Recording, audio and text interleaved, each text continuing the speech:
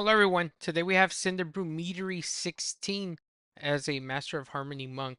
I haven't been doing keys in the last week or two. I did time a 17 recently, and this one I timed this morning, Memorial Day.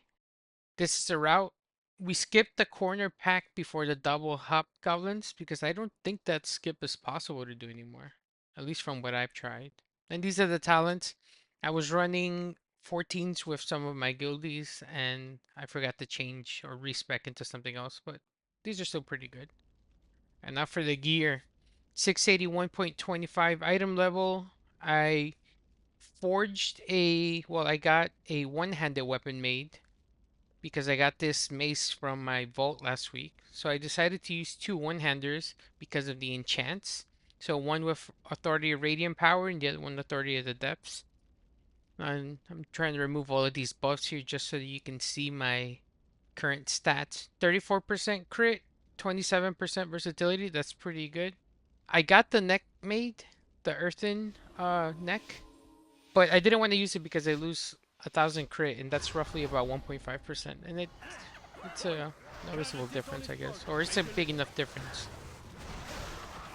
So one thing that I've started to do here is I've kind of been learning how to perfect this pull, just because it's easier for me to aggro all of them.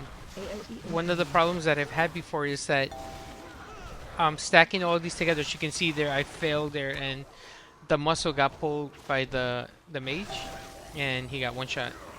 But again, that's one of the things that I'm kind of working on, just because this turbo boost thing, apart from increasing our item level, it's increased the threat that a lot of these DPS generate by like a lot. But anyways, if you go back, you'll see that I started off using my Ringing Ritual Mud Trinket first, followed by Dampen Harm into my Fortifying Brew. I used every defensive here. I didn't want to do it, but the priest was having a rough time keeping me up, so I had to do it. This is something here that you can do, is you can Jade Lightning one of these mobs and pull them into you, just so that the next pull is a lot less harder on you. You'll see that I'll start chaining things into this little by little, and it helps because you want to keep some kind of funnel on Chewy for the Arcane Mage. So it definitely helps them out a lot, even if it's just having a little pack of patrons, sorry. It'll help them with their damage. So everything here is getting kind of low. I didn't do the table trick here. I did it in my previous video, but this one I didn't do it in just because I knew that I had to move around a lot more to pull packs. So here I pulled this pack of patrons, and then this one here too. You have to pull that one on that right side. If you pull the one that's closer to the pyro and the muscle group, it'll probably pull. So just make sure you hit it and then stay towards the middle of the room instead of towards the left, so that when they run by they don't aggro the other table there. If you pull a muscle into this, you're gonna die. Once they do their throw chair ability, the whole team is gonna take a lot of damage.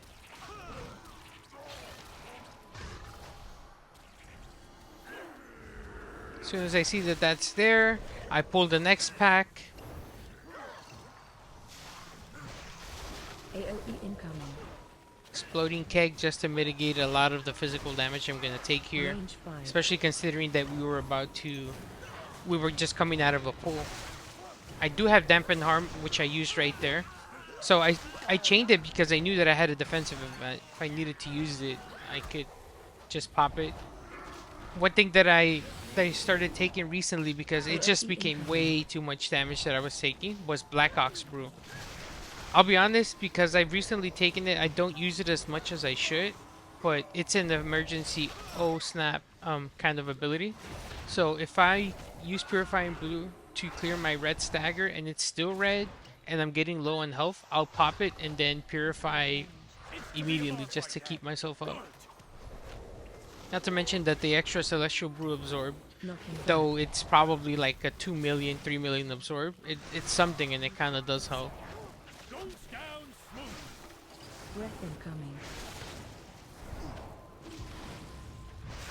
This first part of the run, what I do is I pull him to the right side of the room. And I want him to drop all of the Cinderbrews, the Cinderbrews around this area so that when we run with the kegs or whatever it is, we have a clear path down the middle to go to. Yeah, I'm trying to stand in the priest's ability. That was a little bit off, but yeah.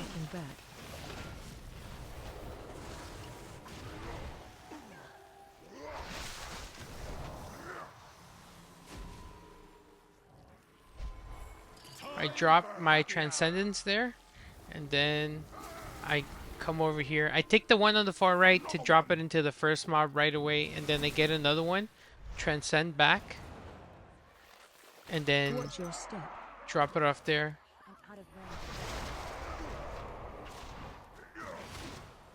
This was a pretty good spawn of the circles, so we have the whole middle clear. So what I want to do is I'll ping where I'm gonna move just so that they know, but I'm gonna kite them around behind the bar. I wouldn't recommend that now that I look back at the footage, just because they dropped a lot of the Cinderbrews there, and then the mage dies here. Though I don't think that was my fault, but he did take a hit from the boss. And you just kind of want to kite him around. Not too far back, I guess, so that you don't aggro that table that's back here that we don't need. And then you just kind of rinse and repeat. And the purpose of this is so that the circles there, the swirlies, are positioned in a way where they don't affect your team when you're running the beers to the angry patrons.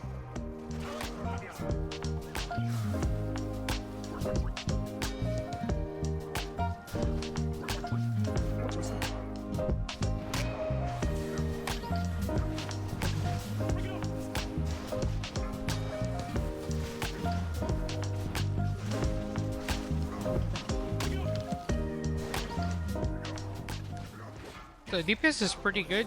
We finished this about 9 seconds ahead of my 15 time. It probably would have been a lot faster if the mage didn't die 2 times there. But we're still doing pretty good. Like, our time was really good. I know a lot of people also skip that corner pack, but we kind of need to do it just because of the route that we're doing. So again, ringing ritual mud, I'll use it immediately there just because it's a big pack. And then I'm targeting the batches while also trying to get aggro on the drops. And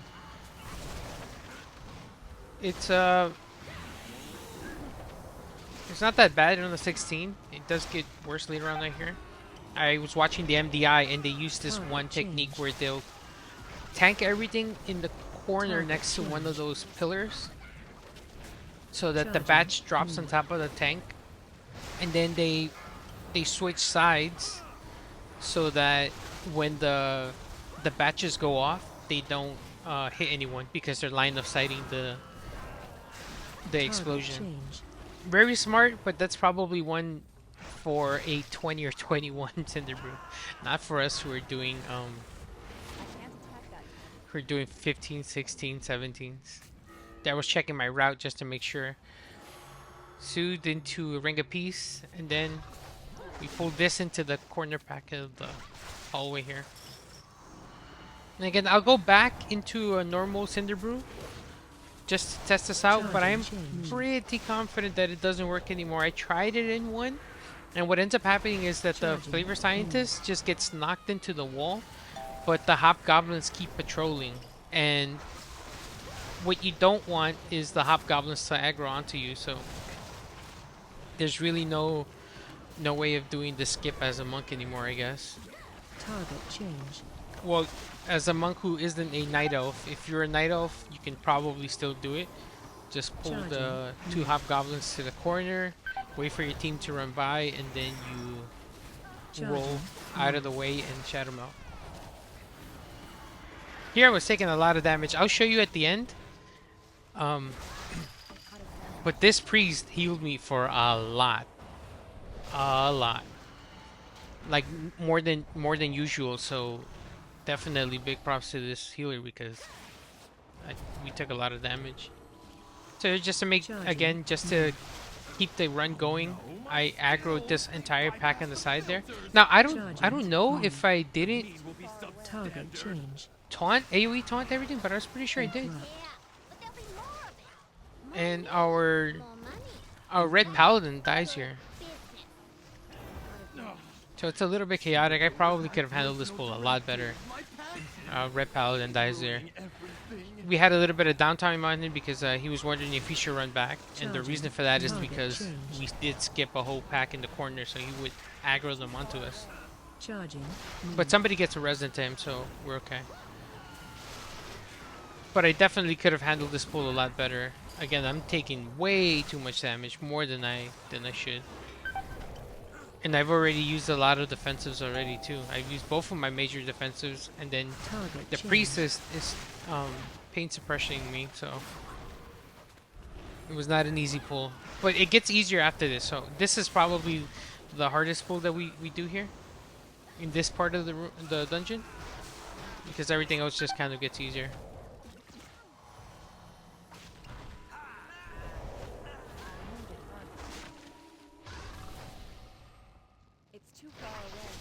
I'm trying to pull these two packs with that one over there, and I'm trying to tank it here in this area just so that we don't pull the hobgoblin that's over there by the big barrels. Target change. Well, we end up pulling it because we got a little bit too close. Oh no, we don't pull it in this one. Okay, yeah.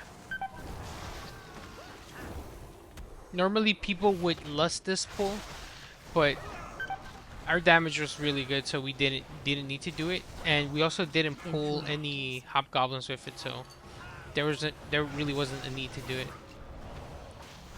Target change.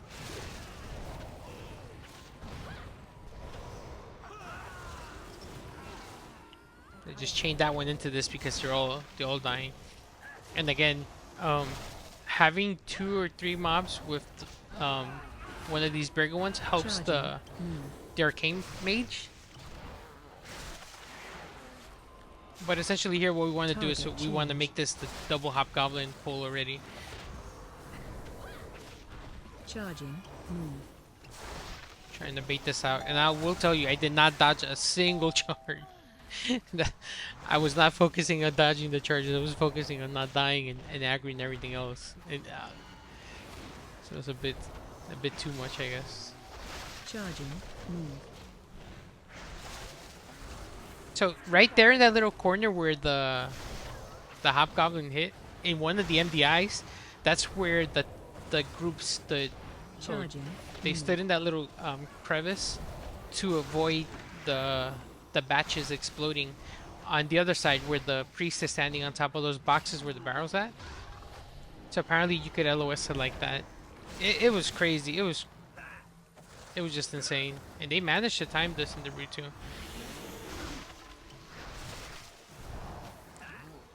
So the finals are going to be pretty interesting to see. Mainly because a lot of the teams have been doing like world record runs. And it's pretty understandable because in the tournament realm, apparently you can get gear that has like avoidance and leech and stuff like that, which I would imagine a lot of people will want to take gear that has avoidance on it just because it's less AoE damage that you're taking. So even like just 5% less AoE damage that you take is probably a good enough reason or noticeable difference. But during this whole MDIs, these 2 weeks of MDIs, like some of the teams have been coming up with like really good strats. So in workshop they did a strat which got patched recently, where you can aggro one of the dogs and then root it, and then because all of the dogs leap on you in like a chain sequence, because that first one that you aggroed can't leap because it's rooted, the others don't leap onto your team, so you can pull the whole room and don't have to worry about everybody getting cleaved down by it. But after a while they start to jump, so it's like it gives you a good enough head start where you can destroy a lot of the mobs. Okay, anyways, back to this boss. So one of the good things about Brewmasters, there I did something silly. I got into leg sweep. I probably could have done it from a farther distance. But one of the good things about this is that as a Brewmaster, you have Ring of Peace. So if you feel like everything is getting too close or you need to path in a specific area, you can just Ring of Peace everything out. Something that I kind of did here was that when he starts to do his spouting stout, if you notice the mobs in the back, they're starting to already spawn again. So when he does spouting stout, if I have my fortifying brew proc, I'll run up into one of these and do a little bit of damage before I try to touch of death. Sadly, I didn't get any procs there at all. Knocking back. But hasty provocations really helps here to move him around fast, especially if you're trying to get him away from all those drops.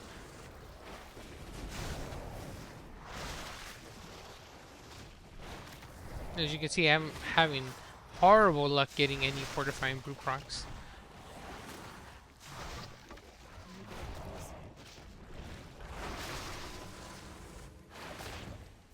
But I'm just kiting the boss around between these two areas. Watch your step. Just making sure that you don't tank him up against the wall, because one of the ads will spawn on top of him and it'll blow up. Like there, I had a fortifying brew proc, so I went in there for the touch of death on that one. Knocking back.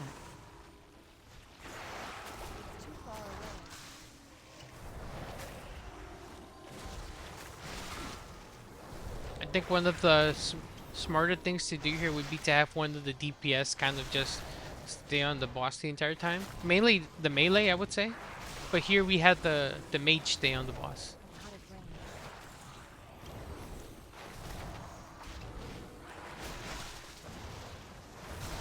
It does get a little bit hectic here at the end, as you'll see right now. I think we got a little bit too overconfident, but if it's at 15% health, don't try to just tunnel the boss. It's just like, give it some time. There, I legit was a little bit scared because something that they need to fix about Brewmasters is that some of your abilities, if you have your camera angled down and you use the ability, for example, if I used it up on one of the rafters up there, it would have placed my Ring of Peace on top of the rafters.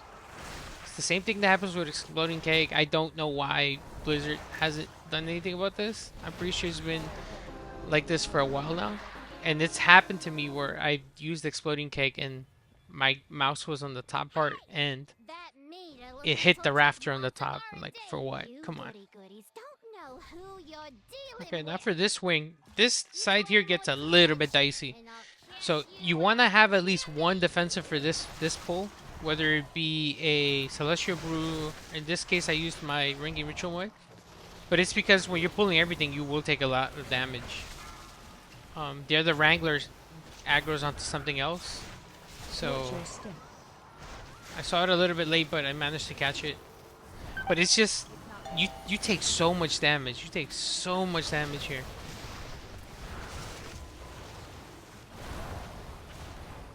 I don't know if I wasn't getting enough procs or what, but it was just way too much. There are priest died, and I kind of am panicking a little bit, so fortifying brew just to make sure I don't die. And we're kiting everything. I drop a Ring of Peace here just in case. But the priest gets back pretty fast, so we're okay. We're good. We're good.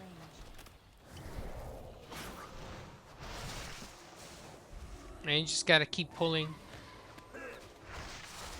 You can LOS this here, this Wrangler. I LOS'd it a little bit too late.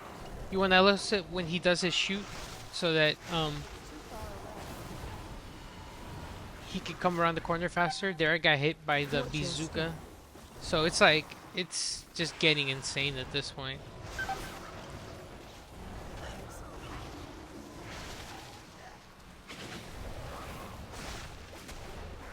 But this is definitely the healer's moment to shine, honestly, because he really kept us all up.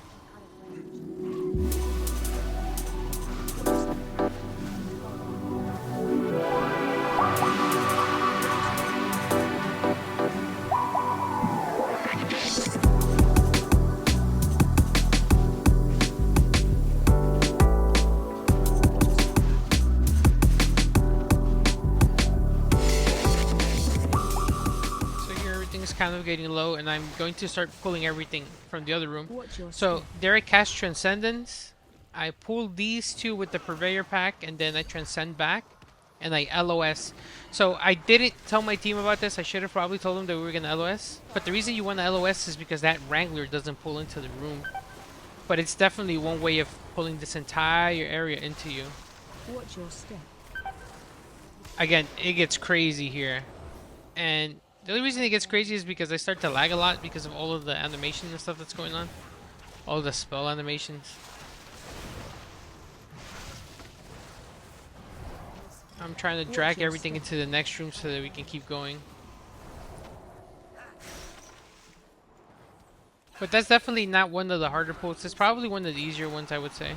I have to paralyze the Wrangler over there so that we can kill this one with this Harvester first. And again, another thing, you can range the Bazooka. You can outrange it. So if you're a caster, like, there's really no need for you to be standing that close to everything. You can be standing at max range and avoid the Bazooka thing.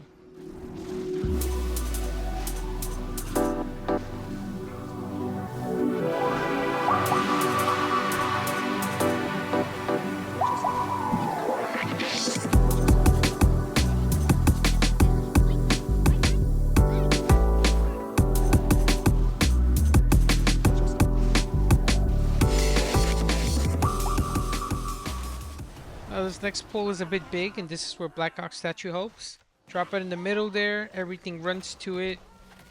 Keg smash, aggro everything. Exploding keg there just for more threat, and then a little bit of a defensive. Watch your step.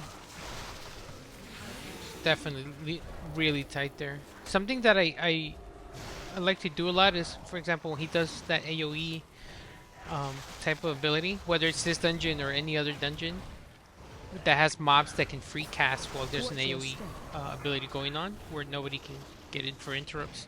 You just leg sweep. It's 3 seconds, but it buys you time so that everybody can kind of not worry about getting killed. Here we definitely had to pull Busby into this. Just stack it all up and then make sure you burn down the mobs first. Something that I hate here is just like the aggro on these bees. I played this horribly. You'll see, because a lot of these honey pools were not placed in a particularly good way, and that's because I messed up my roll rotation. So you roll away and then you kind of double dash back. And I kind of messed up with that. I don't know what I did. I probably used an extra roll somewhere, and then it just messed me up. Cause here, that not in a good position. It's way too close to the middle of the room.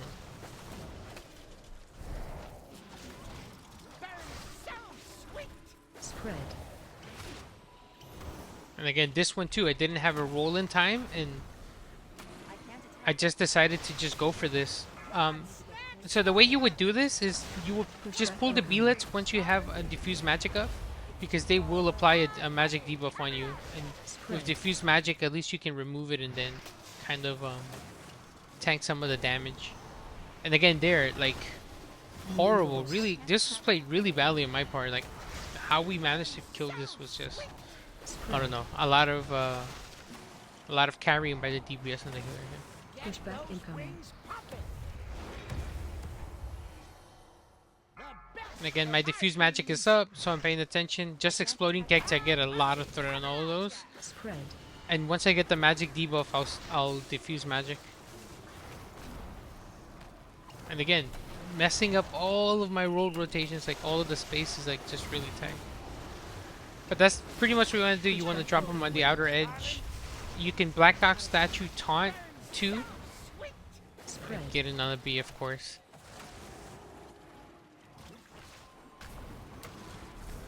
But that's pretty much what you want to do there. You want to roll to the edge and then just double jump towards the boss again. Blackhawk statue, AoE taunt 2, and then keg smash. That definitely helps on getting threat on all of these mobs. But yeah, that's pretty much it.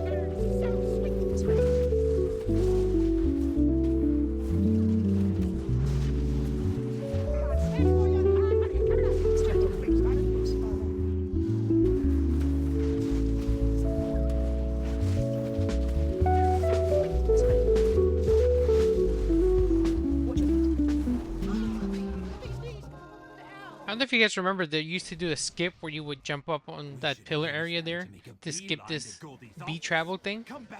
I don't even think people do it anymore because it didn't seem like it was that much of a time save for the effort. It required you to do a lot to do it. And I don't even know if they patched it or whatever, but still, it was kind of silly. Anyways, here I'm marking them. So, Skolek Square doesn't even work out like that. They just start whatever they want at DPS. But DPS is pretty good, so we were good. Watch your step. Watch your These step. first mobs you can CC. So, if you wanted to, you could probably, you could have stunned them. I could have stunned them there. Watch your step. What I've done in probably like 2 times in all of these Cinderbrew runs I've done is when they get low like that, what I'll do is I'll time my touch of death to one of the mobs. But in order for that to happen, is like everything kind of has to just align. Like Fortifying Brew has to proc from your tier set, and you have to time it so that they both die about the same time. So I've only ever done it like 2 times. Watch your step. And we're doing pretty good in time. 450 is more than enough time. This boss isn't more than like a 3.5 minute fight on this level. So I'm just letting them know that I'm gonna ping where I'm gonna destroy the barrels. I'll take all of them. What you want to do is, for example, at least one of the frontals has to include two of the big barrels Watch your step. in order for it to kind of work out, because you only get three frontals and there's 4 big barrels. So the less big barrels that you have during the intermission phase, the better it is for the healer and for your whole team as a whole. So I'm pinging. I'll start there. We have Lust too, so that definitely helped out a lot. You get knocked back and then you just roll over to the area where the next 2 are at. I'm just pinging them, but I'm gonna take that one before I take the other ones. So the melee DPS, they can still DPS the boss without being too or having to move away too far. But there, I'm just letting them know like, hey, I'm gonna destroy these next. And it's a double. I don't know why the paladin did that. That was a bit weird. Didn't need to do that because now it puts us into a weird position. But I think it's because he saw me pinging him, and then, you know, he probably thought that he needed to blow that one up. But it worked out. It worked out. Here, the worst part about this is, besides the AoE damage, is when there's barrels next to the table that she's at. So again, scope out the room. I could have positioned her better to clear this one that I pinged and then the one on the right, but it's fine. It is what it is. But anyways, after you break a barrel, you kind of want to position the boss on an area where you can take the next one. There, I just went all around there for no particular reason. It's kind of stupid.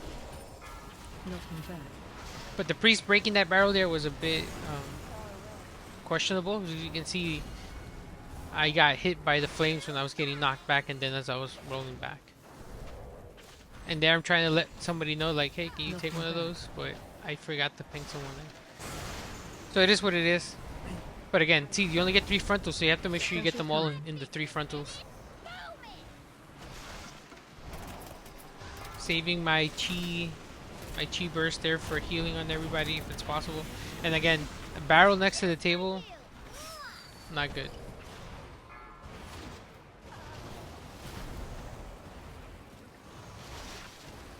So I'm trying to position it because I'm gonna get 2 in the first frontal, right?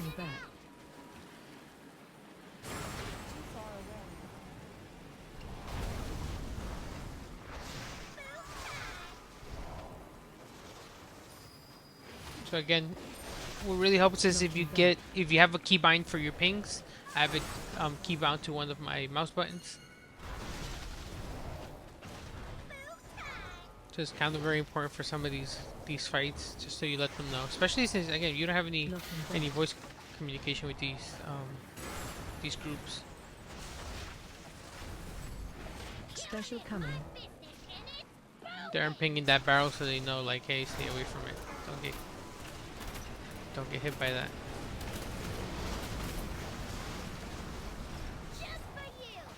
And that's pretty much the whole fight.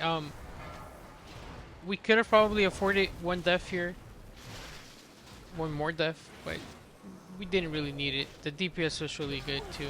The healer, I'm gonna show you the meters. It's kind of insane. But that's Cinderbrew Meadery 16, 3385 rating. I have 3 more 16s so I can get Resilient 16s. But let's look at the meters now. So again, look at this damage. Red Paladins have been doing pretty good. Druid and the Mage, of course, as well, keeping up. And I did 2 mil overall, not bad. Probably could have done better. The healer, though, crazy. You're gonna see right now how much overall healing they did. So normally I'd say 34% overall healing on a Brewmaster tank is what you need to succeed. This guy did 44%. Crazy. Big props to this healer. Skirtism, wonderful. We probably timed it because of you. So that's in the Brew 16. I have about 3 more, I think, before I'm Resilient 16s. I'll be uploading my Workshop 17 in a couple of days, or maybe next week. But hope you guys enjoyed the video and learned from my mistakes. See you in the next one.